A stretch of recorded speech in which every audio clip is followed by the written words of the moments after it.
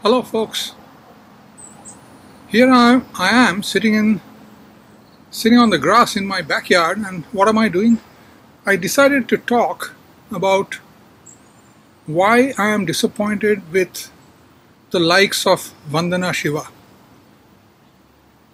I think this needs to be said. I believe there are a lot of people who share my views, but out of politeness they are not talking about it.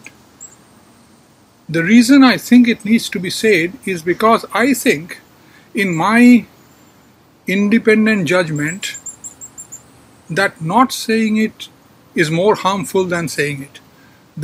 We are living in a free society. People have freedom of speech. People have a right to say what they believe and explain why.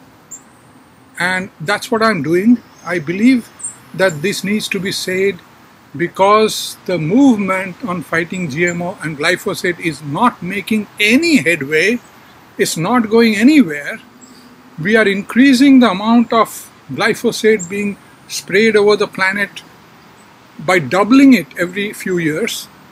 We are at a catastrophic stage where the entire future generations, 30, 40, 50% of them will be born under the autistic spectrum, and the rest of them will be sick from this or that, all glyphosate induced more often than not. And whatever we are doing is not only not working, we are disastrously close to a total collapse. And this needs to be said because unless, just my belief, unless people get away from these divas and these cult heroines, nothing much is going to happen. This is what I believe. You need not believe it, and I intend to make this video sitting on my grass, I don't even have shoes, of what I think about her. First of all, I have a lot of commonalities with her. I should have supported her all the way. She was born in the same country I was born in, India. She did her studies in the same university I was in, Shantiniketan, eastern part of India. She did her PhD in nuclear science in the same country that I adopted, that's Canada.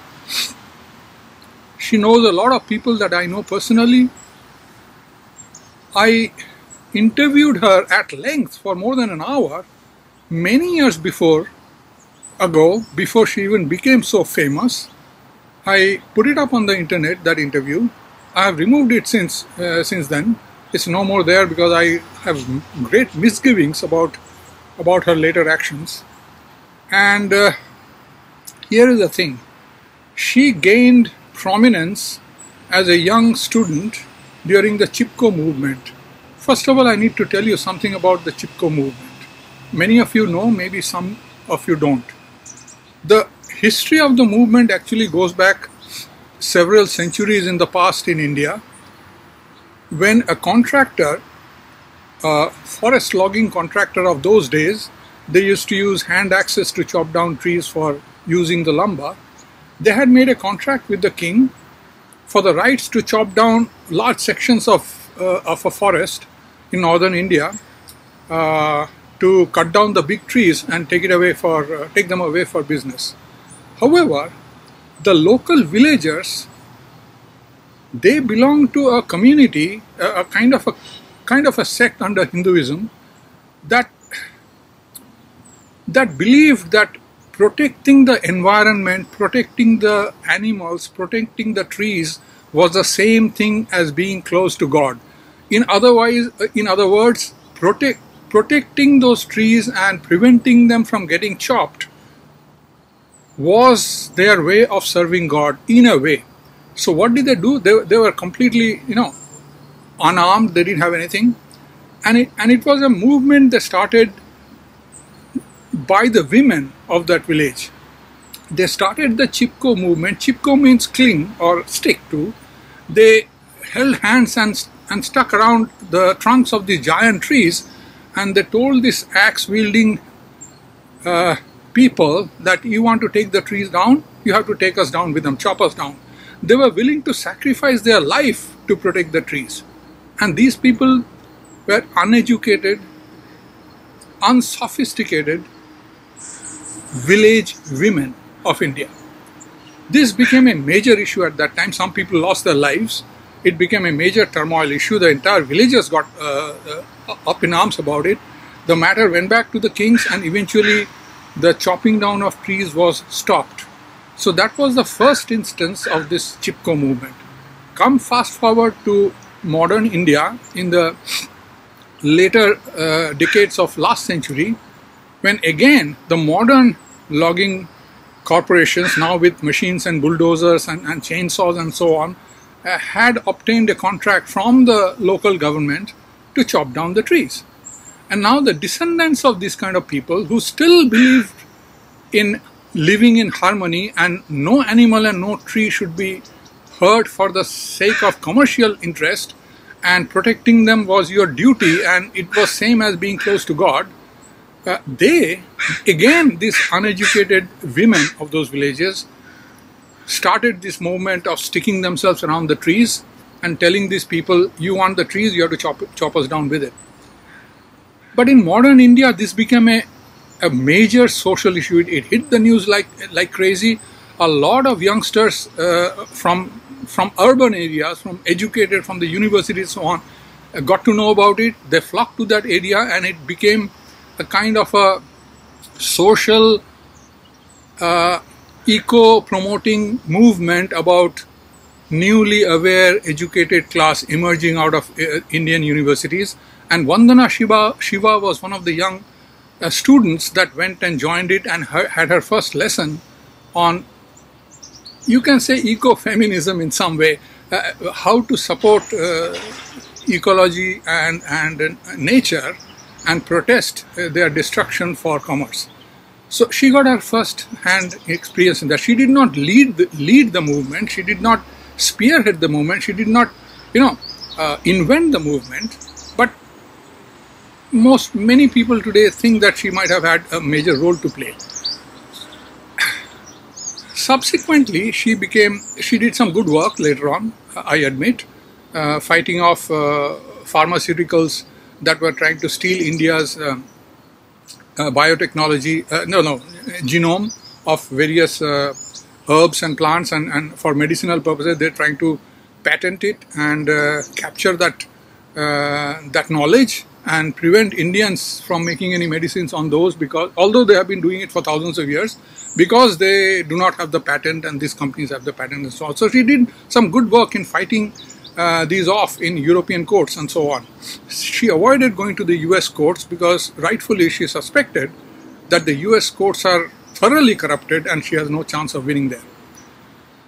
But that was then, and she became some sort of a heroine for the world, But here is the thing, I donated $200 into her NGO in that farm in northern India before I even knew her that well. I interviewed her, talked to her, but somewhere down the line, I find that she became a kind of a cult figure. She remolded herself as an eco-feminist in the eyes of the rising feminism movement of the West, and they found her as an ideal mascot maybe, and then she remodeled her and became a kind of a cult hero and a prima donna, a diva that plays for the gallery. She makes the right sound bites and people ooh and ah and fall over each other and all that.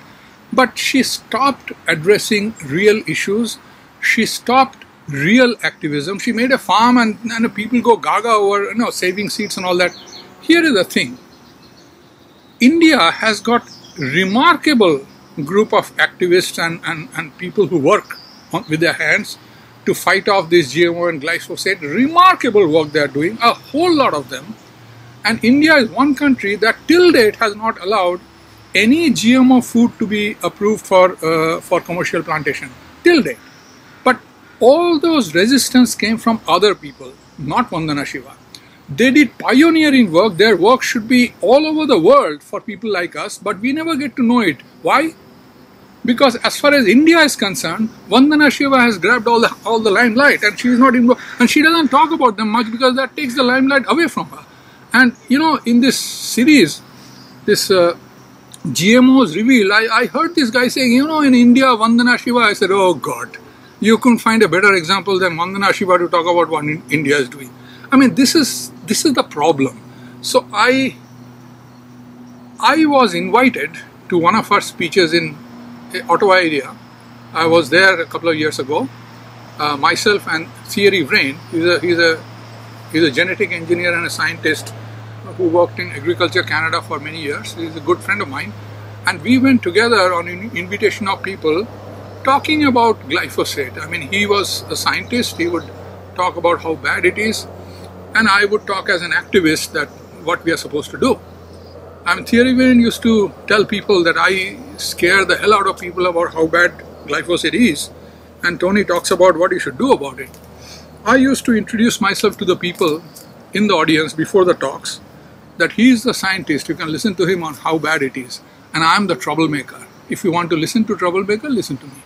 So anyway, we were invited, both of us, to a speech by Vandana Shiva, who was invited to come to Canada to give many speeches, and this was one of them. It was a packed hall, and she spoke for 1 hour. And I had decided that after I was sitting up front. I decided that I will go up and introduce myself.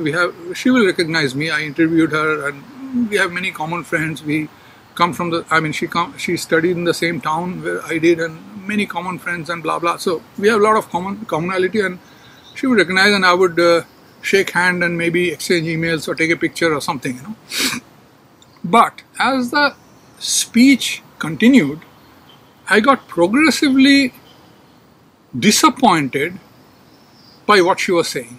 It's not that what she was saying was wrong. No, they were not wrong. But she was missing the main point, and that was, you are in Canada. A lot of people have spent a lot of money to get you here. You should at least cover the topic of what Canadians should do to fight it. It's no point making them aware with a whole lot of other things, but not a clue on what you should do to stop it in Canada. I mean, in the entire 60 minutes, 3,600 seconds, she did not spend even 2 seconds on what Canadians should do. I was thoroughly disappointed. And as soon as the talks ended, there was this whole flock of people rushing to her and shaking hands, saying, oh, you are so wonderful, and ooh and ah, and standing next to her and taking selfie. I didn't bother to go anywhere into that, and I turned around and decided enough of Vandana Shivas and all these people from my life. If I continue to listen to them, nothing will be improved of this world. This is my opinion. This is a free country. You don't have to agree to me, but this needs to be said. Now, I told you that a lot of good things are happening in India. A lot. Such as fighting these GMOs and all that.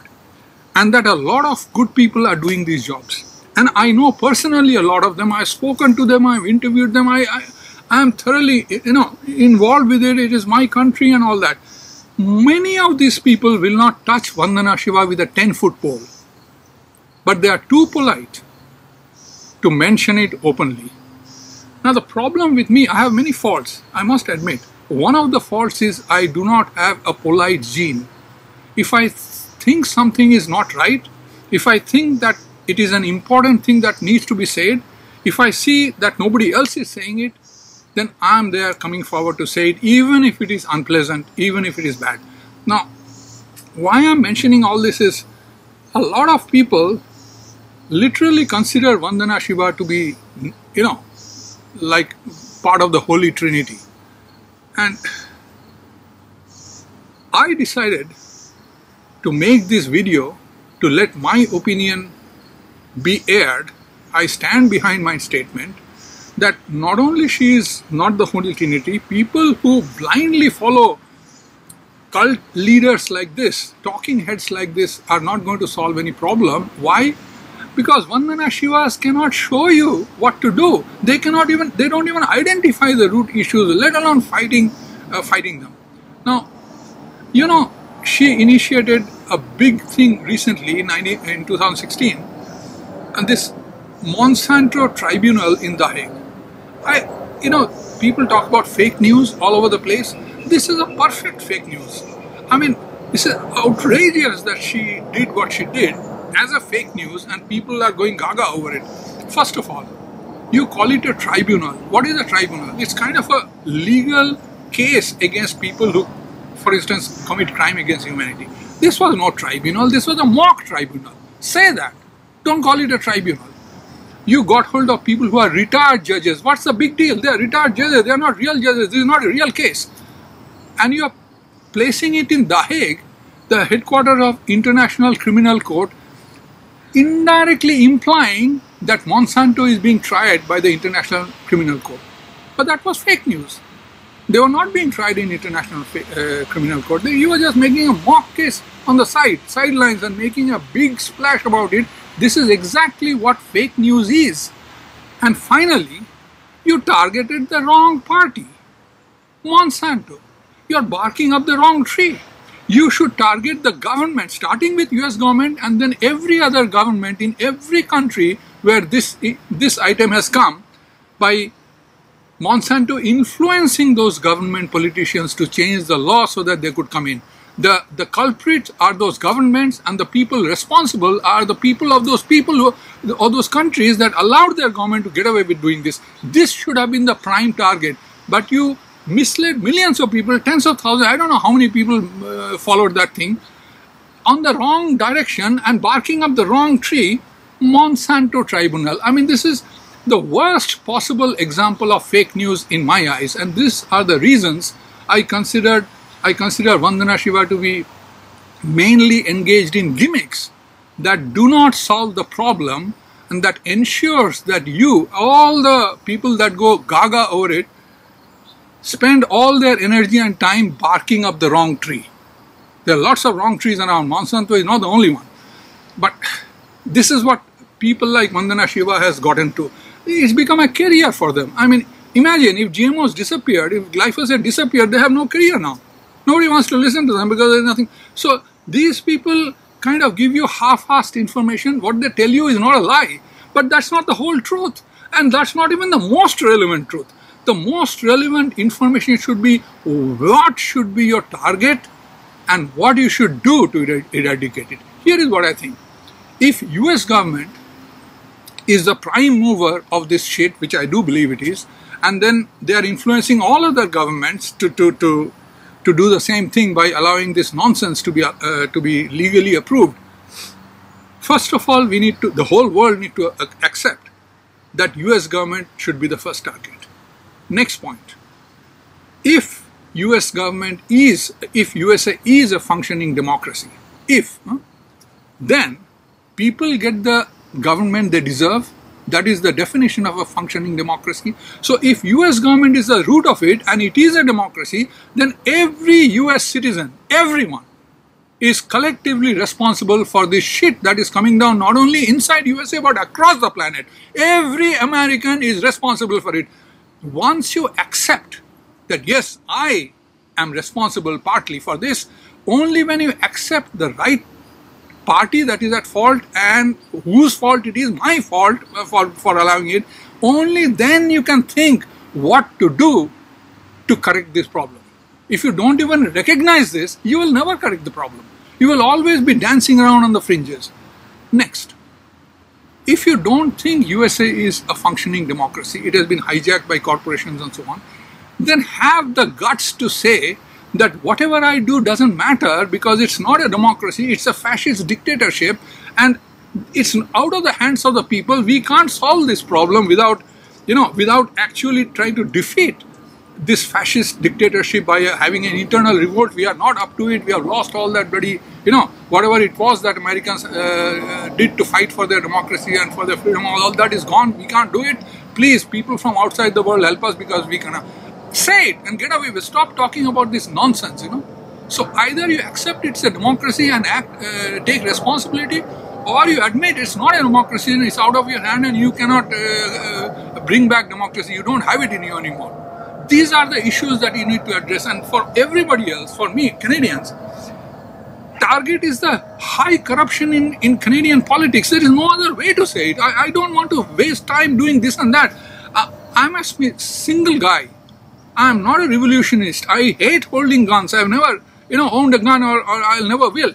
But within my capacity, assuming Canada is still a functioning democracy, I try to do what I can, addressing it directly to the politicians at all levels of the government. Whether I succeed or don't succeed, that is what I try. I do it not because I'm trying to follow, build a cult leadership. I am not. I hate cultism. I don't want anybody to follow me. I do most of what I do by myself, alone. And I do believe that I don't need millions of people. Most of the people are lazy. Most of the people are armchair activists. Most of them, even if they sympathize with you, all they will do is click a like button or share button. That's it. And on social media, and that's about it. They will not get off their chair. Many of them are elderly, so they are not in a position to do much. Younger generation don't have much time. But I have seen that it doesn't take hundreds and thousands of people to do great things. It only takes just one or two people. Whatever I have achieved doing so far, I've done it by myself. For instance, I was the only person who found out Canada didn't even have a lab to test food in glyphosate in food. Nobody else did. People have been fighting GMOs in Canada for 20 goddamn years and they didn't know. Why not? Because they never tried. They are all going like lemmings or like sheep being herded into some direction. And once I found that out, I badgered the hell out of the government, at that time Harper government, to do something to get labs set up so that they could test glyphosate. It's not that labs didn't know how to test glyphosate. They didn't get into that business because they thought there was no interest. Nobody wanted to test food. Nobody was testing food. So I got help of one MP, Alex Atamanenko. Unfortunately, he's retired now. And I badgered the government till labs were set up.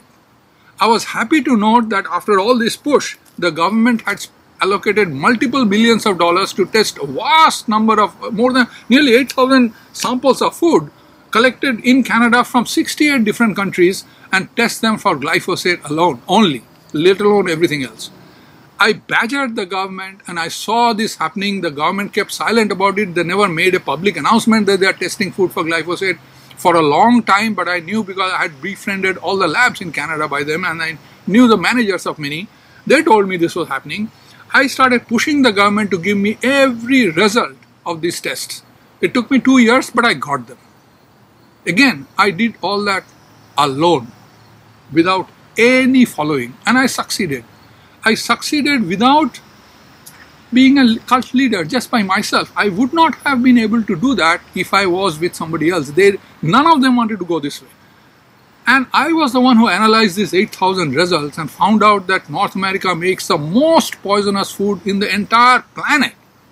That's why I wrote the book, Poison Foods of North America. I don't promote the book. I'm not here to make the money. It costs $9.99 Canadian and it is $7 something US, and it is also free if you are a Kindle member and so on. But it's not there to raise awareness. I never say it's there to raise awareness, therefore I don't promote it.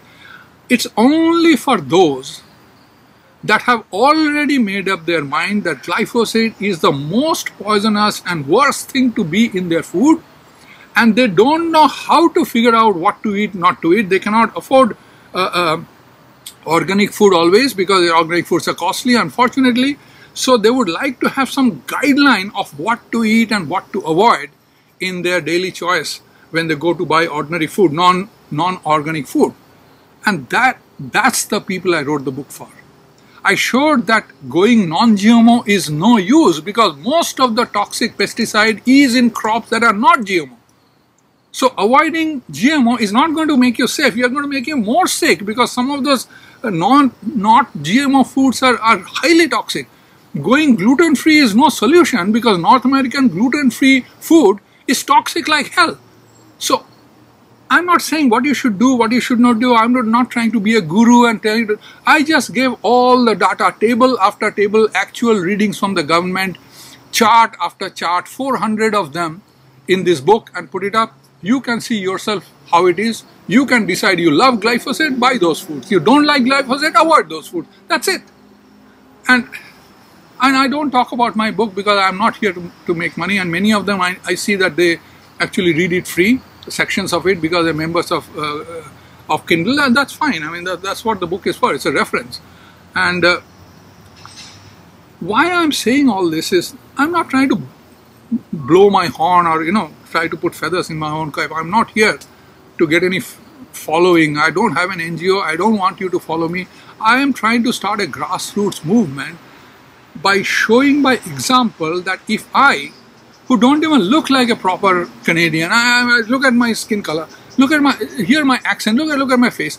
So if I, as a immigrant that came to Canada and became a citizen, can do this, then many of you can do this also. Don't follow me. Take parallel path and confront the government. I'm doing a lot of things by, badgering my municipal government, by provincial government, my MLA, my MP, a whole lot of things. I don't have time to talk about it. But out of 10 things you try, one succeeds. That's enough. I don't do it for a feather in my cap. I do it because I have a sense of responsibility. Just like those Chipko women who thought it was their religious responsibility to even sacrifice their lives to protect one tree. One tree. They were willing to give up their life. They thought it was their spiritual responsibility. I consider what I'm doing to be my social responsibility. I was brought up by a family that taught me that every child, when he grows up, there's a famous saying, it takes a village. What my parents told me is more than a village. A child takes a lot of things from the society in order to grow up into a whole human being. And he has to pay his debt back. He accumulates this debt from the society. It is a debt that he needs to pay back by giving something back to the society. And it doesn't have to be the same place you grew up or where you spent this amount of years. Wherever you are. Today, I'm in Canada.